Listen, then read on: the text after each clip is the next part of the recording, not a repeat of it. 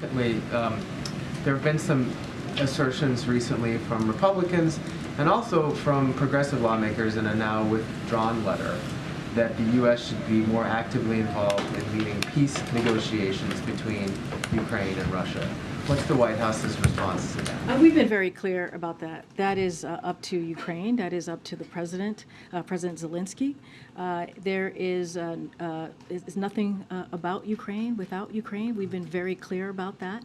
Our job, as we see it today, as we've seen it for this past year, more than a year, is to make sure that that Ukraine has what it needs on the ground as we see this war happening in Ukraine, and that's why we've provided the security assistance that we have. That's why we've provided the economic assistance and aid, and you'll continue to see that from us and from our allies. And so that is to make sure, and we're doing this to strengthen their hand, not just on the battlefield, but if they choose, if Ukraine chooses to negotiate. But again, that is up to President Zelensky, and he will make that decision for his country.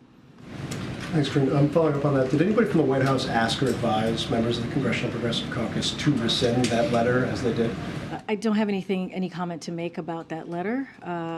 Again, we are very appreciative to the bipartisanship that we have seen from Congress these past 8-9 months, even over a year, on the funding that we've been able to provide, the bipartisan funding that we've been able to provide. And so, the president has been also very clear. He said this recently, our support to Ukraine is a lot bigger than just Ukraine. It's about supporting NATO and all of Europe.